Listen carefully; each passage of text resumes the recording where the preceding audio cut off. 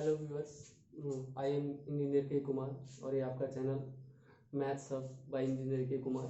और आज हम लोग इस वीडियो में कंटिन्यू कर रहे हैं माइनर्स और कोफैक्टर के एप्लीकेशन को। कोफैक्टर का यूज करके हम लोग निकालेंगे वैल्यू ऑफ डिटर्मिनेंट 3/3 डिटर्मिनेंट का। तो देखते हैं हम लोग एग्जाम्पल। ये आपका डिटर्मिनेंट है जिसमें 3 रो और 3 कॉलम है।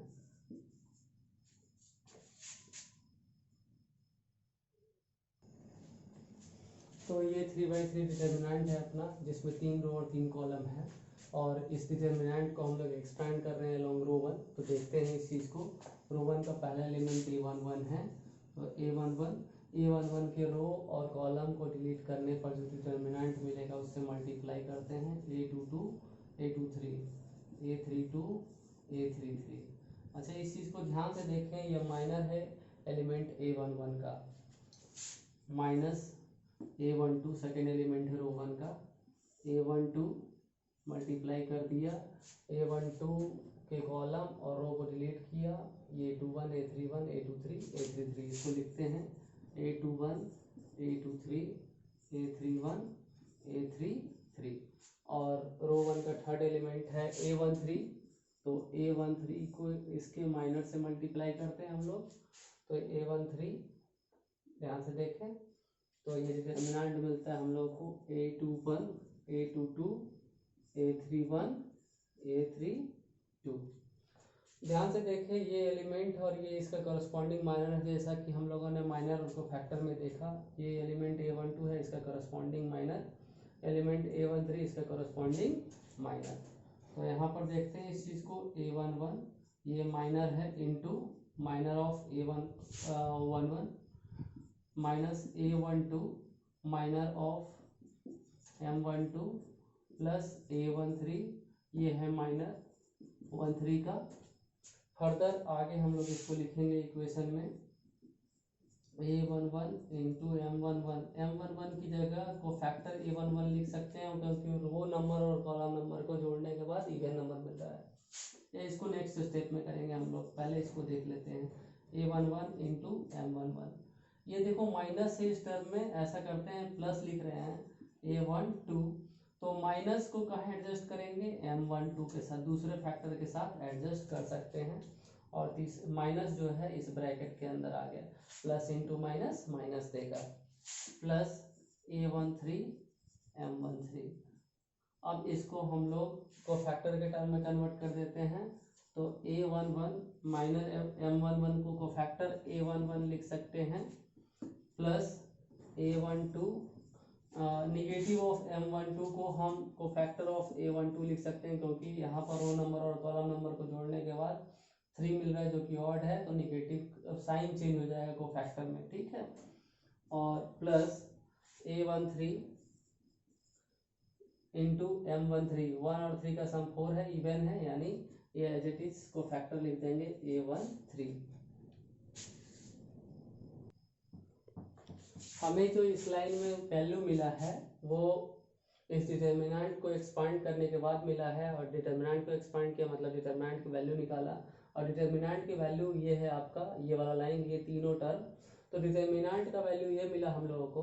हम लोग क्या देख रहे हैं, जो एलिमेंट हैं वो रो 1 के हैं, और को फैक्टर भी जो है वो रो 1 के एलिमेंट्स के हैं। मतलब एलिमेंट को उनके करस्पॉन्डिंग को फैक्टर से मल्टीप्लाई करना, किसी पर्टिकुलर रो या कॉलम का, किसी भी पर्टिकुलर रो या कॉलम के एलिमेंट को उसके करस्पॉन्डिंग को फैक्टर से मल्टीप्लाई करने पर हमें डिटर्मिनेंट की वैल्यू मिलती है। ये तो हो गया रो 1 से। रो 2 से देखें तो रो 2 के एलिमेंट हैं A21 A22 A23। तो देखें ध्यान से, A21 है तो इसका कोफैक्टर A22, तो कोफैक्टर भी A22 का ही, और A23 तो कोफैक्टर भी A23 का। इसी तरह रो 2 से देख लेते हैं, रो 3 से देख लेते हैं हम लोग। तो रो 3 से देखते हैं तो क्या है, रो 3 में A31 A32 A33 है।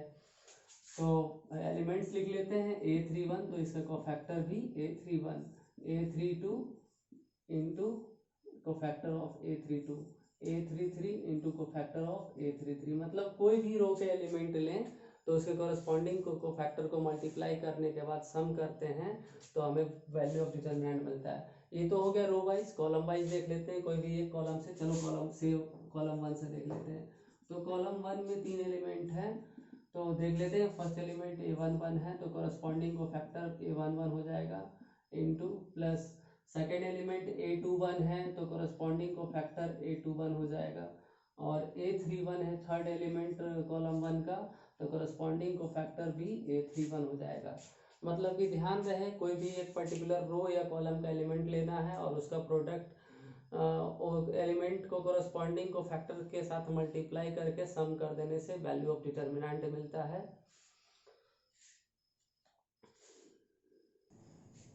तो अभी जो हम लोगों ने एक्सप्लेनेशन देखा उसके बिहाफ पर हमारे पास दो नोट हैं।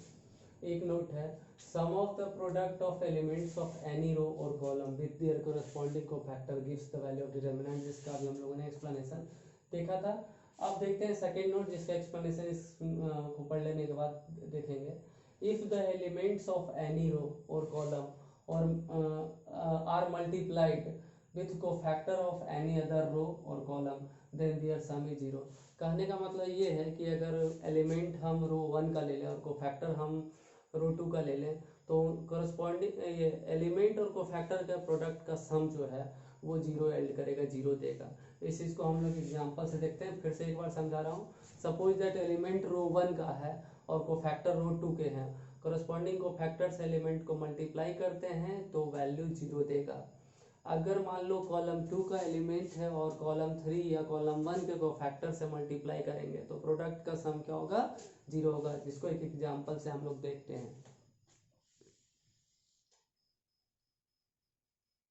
तो एग्जांपल के लिए जिस 3/3 डिटर्मिनेंट को देखते हैं हम लोग। एलिमेंट्स रो 1 का ले रहा हूँ और कोफैक्टर्स रो 2 का ले रहा हूँ। तो एलिमेंट्स रो 1 का क्या है A11 और करस्पॉन्डिंग कोफैक्टर रो 2 का मतलब A21 का कोफैक्टर क्या हो जाएगा A21।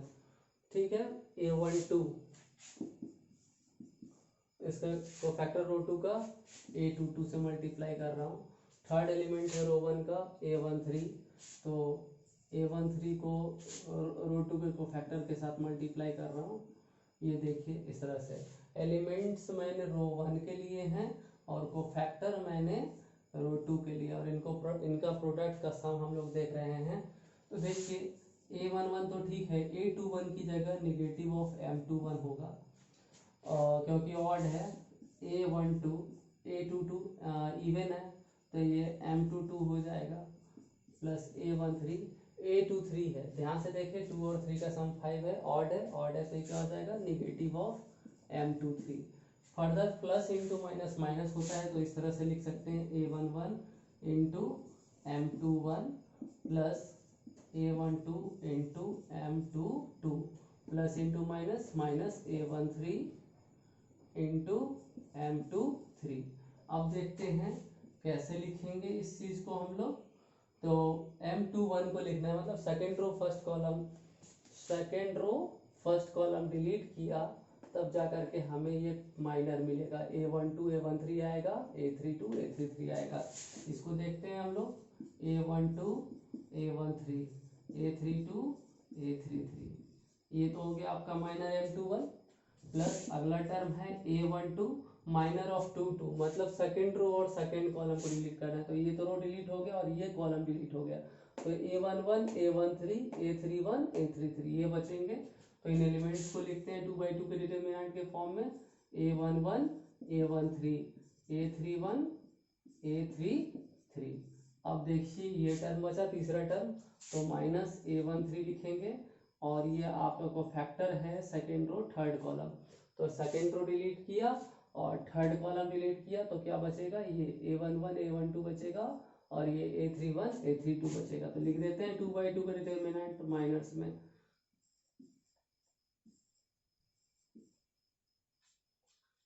ये हो गया आपका रो 1 के कोफैक्टर एलिमेंट्स लिया है और रो 2 के कोफैक्टर को लिया है। अब ध्यान से देखिए ऐसा लग रहा है जैसे एक्सपैंड किया है। एक्सपैंड किया है तो कैसे लिखेंगे, ये देखिए माइनस प्लस माइनस का साइन, मतलब ऐसा लग रहा है कि रो 2 से एक्सपैंड किया है। तो ये जो ऊपर वाला लाइन है ये रो 1 हो गया और ये जो नीचे वाला लाइन है वो रो 3 हो गया। और ये बीच में जो साइन स्कीम के अकॉर्डिंग माइनस प्लस माइनस आता है, साइन स्कीम एक बार मैं दिखा देता हूँ। Plus minus plus minus plus minus plus minus plus, तो ध्यान से देखिए माइनस प्लस माइनस वाला साइन स्कीम रो 2 का है। रो 1 में प्लस माइनस प्लस होता है, रो 3 में प्लस माइनस प्लस होता है, रो 2 में माइनस प्लस माइनस। मतलब ये जो एलिमेंट है डिटर्मिनेंट के बाहर ये रो 2 में आएगा, बाकी ये जो ऊपर वाला है ये रो 1 में, और ये जो नीचे वाला है ये रो 3 में। इसको इक्विवेलेंट डिटर्मिनेंट के फॉर्म में लिख सकते हैं हम लोग। ऊपर वाला रो a12 a13, तो a12 से कभी भी नहीं शुरू होगा, जब शुरू होगा तो a11 से शुरू होगा, तो a11 यहाँ पर है, a11 a12 और फिर a13। आगे देखते हैं सेकेंड रो में क्या लिखना है, a11 a12 और a13, और थर्ड रो में नीचे वाला एलिमेंट आएगा तो a31 से शुरू होगा, a31 a32 और a33। यहाँ पर एक्सपैंडेड फॉर्म से डिटर्मिनेंट के फॉर्म में रिवर्स ऑर्डर में आए हैं। यहाँ पर देख लें आप कि ये जो रो 1 है और ये जो रो 2 है ये आइडेंटिकल हैं, और जब भी किसी डिटर्मिनेंट में दो रो या दो कॉलम आइडेंटिकल होते हैं, मतलब सेम टू सेम होते हैं, सारे करस्पॉन्डिंग एलिमेंट इक्वल होते हैं, तो डिटर्मिनेंट का वैल्यू क्या होता है, 0। यहाँ से हमारा सेकेंड नोट जो था कि किसी भी रो या किसी भी कॉलम के एलिमेंट को किसी और रो या कॉलम के को फैक्टर से मल्टीप्लाई करके सम लेने पर 0 मिलता है, वो प्रूव हुआ हमारा। तो इस रिजल्ट, ये बहुत ही इंपॉर्टेंट रिजल्ट है, ध्यान रखेंगे। अगर किसी रो या किसी कॉलम के एलिमेंट को उसके करस्पॉन्डिंग को फैक्टर से मल्टीप्लाई करके सम करेंगे तो डिटर्मिनेंट का वैल्यू मिलेगा, और अगर किसी और रो या किसी और कॉलम के को फैक्टर से मल्टीप्लाई करेंगे तो वो प्रोडक्ट का सम 0 मिलेगा। बहुत ध्यान से, क्योंकि ये प्रॉपर्टी अच्छे से यूज होगा एडजॉइंट ऑफ मैट्रिक्स में और लीनियर इक्वेशन सॉल्व करने में। ठीक है, तो आगे देखते हैं कुछ एग्जांपल इस एप्लीकेशन पर। ये एनसीईआरटी एक्सरसाइज 4.4 का क्वेश्चन नंबर 4 है। Using the cofactor of third column evaluate this determinant. अब देखिए इस डिटर्मिनेंट में 3 रो और 3 कॉलम है और हमें थर्ड कॉलम का यूज करना है, तो इसको घेर लेते हैं हम लोग। ये थर्ड कॉलम का एलिमेंट है, ये देखिए first row third column, second row third column, third row third column. तो इन एलिमेंट्स का कोफैक्टर निकालना है, क्योंकि थर्ड कॉलम का कोफैक्टर का यूज करना है, तो उसके लिए पहले कोफैक्टर निकालने के लिए हमें माइनर निकालना होगा। तो माइनर निकालेंगे वाई जेड का, जो कि फर्स्ट रो थर्ड कॉलम है। तो फर्स्ट रो और थर्ड कॉलम को डिलीट करने पर 1y 1z मिलेगा। इसको ऐसे लिखेंगे 1 वाई जेड, और जो कि इक्विवेलेंट होगा z माइनस वाई के। इसका वैल्यू क्या हो जाएगा, 1 into Z Z, 1 into Y minus Y. Second row third column को देख लेते हैं, तो ये सेकेंड रो ये थर्ड कॉलम, 1x और 1z बचेगा, तो लिखेंगे 1x 1z, 1 into Z Z देगा और 1 इंटू एक्स माइनस एक्स देगा, क्रॉस मल्टीप्लीकेशन से डिटर्मिनेंट का। थर्ड रो थर्ड कॉलम की बात करते हैं, तो ये थर्ड रो है और ये थर्ड कॉलम डिलीट कर दिया, 1x 1y बचा, तो लिख लेते हैं 1x 1y, 1 into Y Y देगा, 1 इंटू एक्स एक्स देगा, बीच में माइनस आएगा। इस तरह से हमने माइनर निकाल लिया। अब फटाफट को फैक्टर देख लेते हैं, तो a13, ध्यान से देखिए 1 और 3 इवन है तो जेड इज माइनर होगा, तो ये क्या हो जाएगा आपका z माइनस वाई। अगला को फैक्टर देख लेते हैं हम लोग, a23 देख लेते हैं, m23 का को फैक्टर a23। तो a23 जो है वो 2 और 3 का सम 5 है, यानी ये निगेटिव ऑफ माइनर हो जाएगा, मतलब negative of z minus x, which is equal to, देखो minus into minus plus x हो जाएगा, और minus into Z minus z दे देगा, तो ये क्या हो जाएगा आपका x माइनस जेड। अब बात करते हैं हम लोग थर्ड को फैक्टर की, जो कि ये है a33। जैसा कि 3 और 3 का सम 6 है, तो ये माइनर के इक्वल हो जाएगा, और माइनर क्या है हमारा m33 y माइनस एक्स। अब इस रिजल्ट का यूज करते हैं to find the value of determinant. तो डिटर्मिनेंट को कैसे निकालना है, तो देखो थर्ड कॉलम का कोफैक्टर का यूज करना है, यानी कि थर्ड कॉलम के एलिमेंट को थर्ड कॉलम के कोफैक्टर से मल्टीप्लाई करना है। यानी देखिए थर्ड कॉलम का फर्स्ट एलिमेंट क्या हो जाएगा, first row third column into cofactor first row third column, plus second row third column इसी का कोफैक्टर, और थर्ड रो थर्ड कॉलम और कोफैक्टर भी थर्ड रो थर्ड कॉलम का।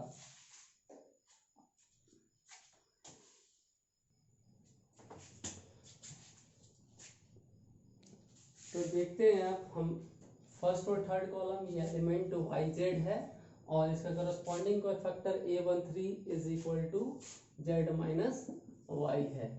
और आगे A23 मतलब सेकेंड और थर्ड कॉलम क्या है आपका ZX है, और A23 मतलब इसका करस्पॉन्डिंग को फैक्टर जो है वो X माइनस Z है। नेक्स्ट क्या है आपका थर्ड रो थर्ड कॉलम जो कि आपका X इंटू वाई है, और करस्पॉन्डिंग को फैक्टर जो है A33 जो कि Y माइनस एक्स है। फर्दर इसको सॉल्व कर रहा हूँ, वीडियो पॉज करके आप लोग सॉल्व करें, ये थोड़ा सा फैक्टराइज करेंगे इसको हम लोग और ये सॉल्व हो जाएगा। वीडियो पॉज करें आप लोग। तो देखें जब इसको फर्दर फैक्टराइज करेंगे तो क्या मिलेगा, x minus Y into Y minus Z into Z minus X. आप लोग फैक्टराइजेशन खुद से कर सकते हैं, थोड़ा सा करके देखें, वीडियो ज़्यादा लंबा ना हो जाए इसलिए मैं इसको यहीं पर छोड़ रहा हूँ। इस कॉन्सेप्ट पर आप एक्सरसाइज 4.4 का क्वेश्चन नंबर 2, 4, 5 कर सकते हैं। ये आपका होमवर्क हो गया, खुद का सेल्फ असेसमेंट हो गया। एग्जाम्पल का क्वेश्चन नंबर 22 कर सकते हैं आप, इससे आप बहुत अच्छे से सीखेंगे। और अगर कोई दिक्कत होगी तो आगे के वीडियोज़ में सॉल्यूशन आएंगे एनसीईआरटी के। और ऐसा नहीं है कि मतलब कि जो लोग जेईई मेन के लिए प्रिपेयर कर रहे हैं, जिनका टारगेट जेईई मेन, वो एनसीईआरटी को तुच्छ समझ लें। उनको एनसीईआरटी पूरा सॉल्व करना है, देन वो सक्सेस पा सकते हैं, क्योंकि आजकल कोई जेईई मेन या एडवांस का पैटर्न है वो फुल्ली एनसीईआरटी बेस्ड हो गया है। So thank you all for watching this video. Please subscribe and like this video. अगर आपके काम का है, यूजफुल है, तो शेयर करें इसे और लोगों को जिनको इस वीडियो की ज़रूरत हो, जिससे जो लोग इस वीडियो से कुछ सीख सकें। और नेक्स्ट वीडियो लेकर के आएंगे हम लोग, एडजॉइंट सीखेंगे, उसमें एडजॉइंट ऑफ मैट्रिक्स निकालना सीखेंगे। तब तक के लिए गुड बाय, टेक केयर।